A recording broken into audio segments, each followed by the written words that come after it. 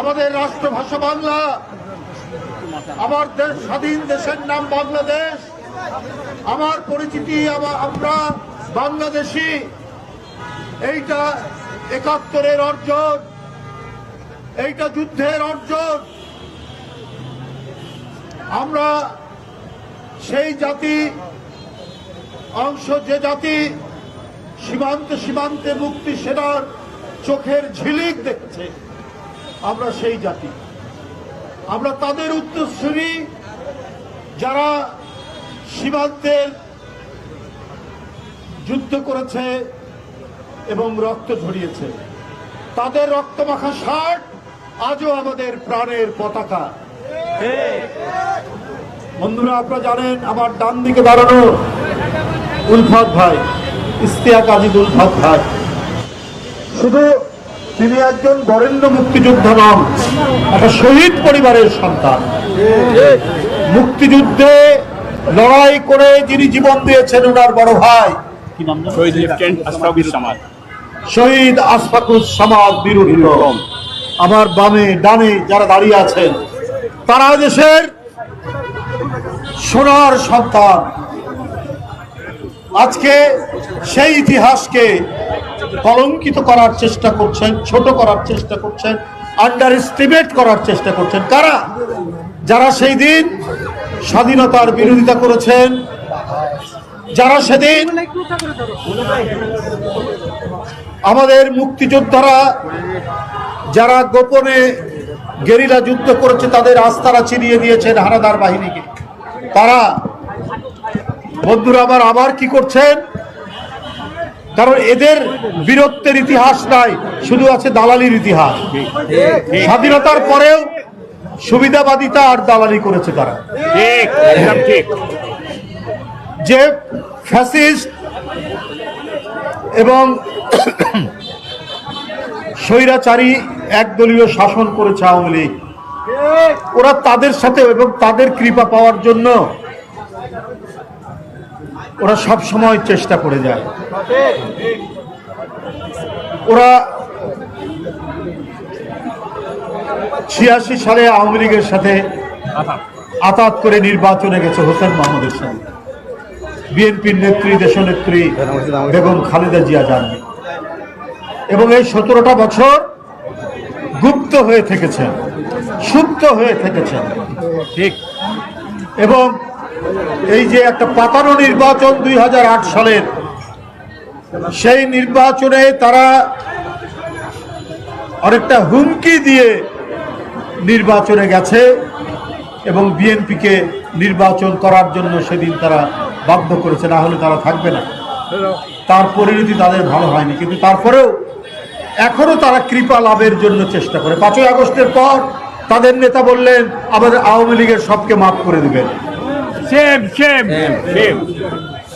তাহলে মুগ্ধের আত্মদান বৃথা, তাহলে ওয়াসিম আকরামের আত্মদান বৃথা, তাহলে আপনার আবু সাইদের তার যে রক্ত ঝরালো, নিজের বুকে বুলেট বরণ করলো, সেই আত্মদান বৃথা।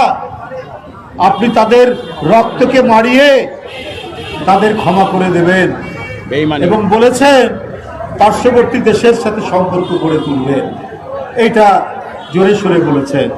যারা আমাদের সীমান্তে আমাদের লোককে হত্যা করছে, যারা আমাদের নদীর পানি আঁকড়ে ধরে রেখেছে, যারা নিজের দেশে বাংলাদেশ বিরোধী প্রচারণা করছে প্রত্যেক দিন, তাদের সাথে তারা আতাত করবে, তাদের সাথে তারা সম্পর্ক গড়ে তুলবে। যে ভারতের মধ্যে প্রতিদিন মুসলমানদের উপর অত্যাচার হচ্ছে এবং ভারতের পশ্চিমবঙ্গের মুখ্যমন্ত্রী, বর্তমান মুখ্যমন্ত্রী বলেছেন যে ১ কোটির মতো মুসলমান তাদেরকে তাড়িয়ে দেবে।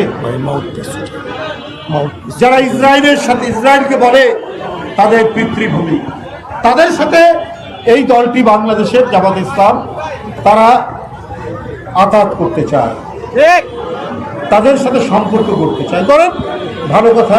কিন্তু জামাতে ইসলামের প্রধান তার যে সরকারি বাড়ি, সেই বাড়ির চারিদিকে চিত্র প্রদর্শনী করলেন। সেই চিত্র প্রদর্শনী ৭১ থেকে শুরু করে জুলাই পর্যন্ত, সেইখানে দেশের যিনি সর্বশ্রেষ্ঠ মুক্তিযোদ্ধা, স্বাধীনতার ঘোষক তার কোনো ছবি নেই।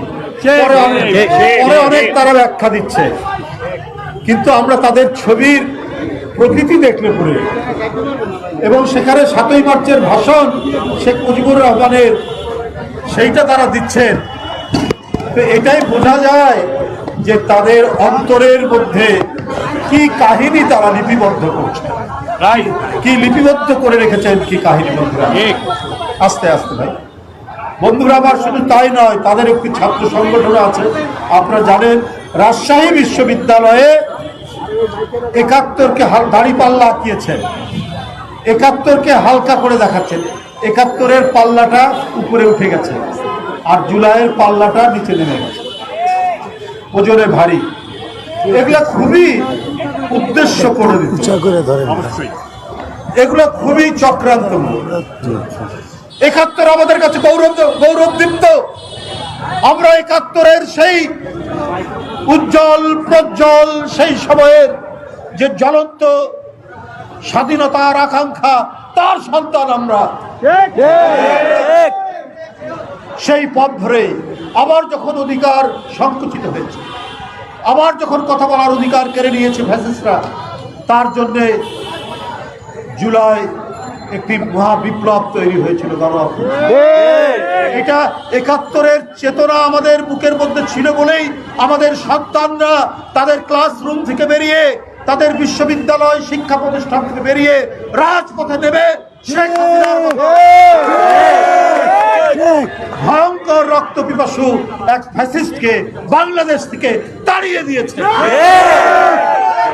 সুতরাং আজকে যারা ফ্যাসিবাদের উপাসনা করছেন, তাদেরকে সন্তুষ্ট করার চেষ্টা করছেন, আপনাদেরও বলে রাখি, আপনাদেরও মানুষ চিনে। আপনারা ৭১কে ছোট করবেন, আন্ডার এস্টিমেট করবেন, সেইটা হবে না।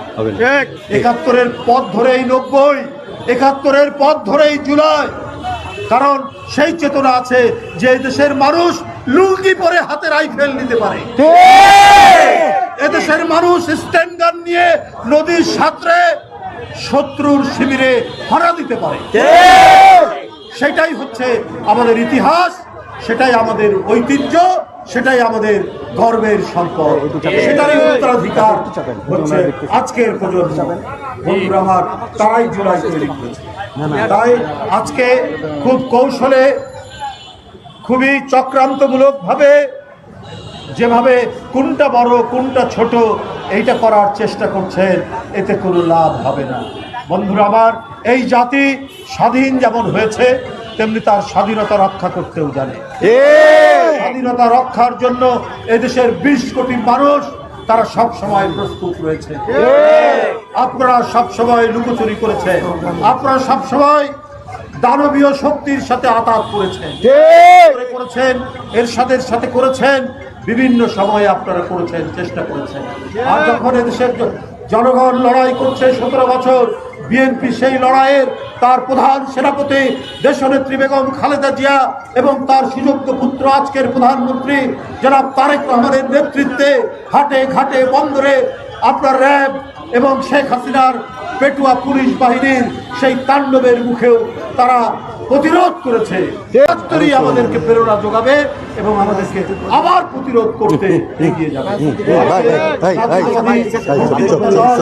এবং প্রজন্ম দল যৌথভাবে যে প্রতিবাদ বিক্ষোভ মিছিল করেছেন, আমি তাদের বিক্ষোভ মিছিলের সাধুবাদ জানাই, তাদের সাফল্য কামনা করি এবং তারা সদা প্রস্তুত থাকবে, কারণ তাদের নেতৃত্ব দিচ্ছেন ৭১-এর রণাঙ্গনের মুক্তিযোদ্ধারা।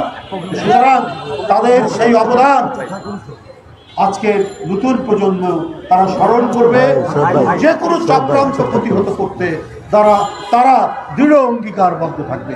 আপনাদের সকলকে ধন্যবাদ। খোদা হাফেজ। বাংলাদেশ জিন্দাবাদ।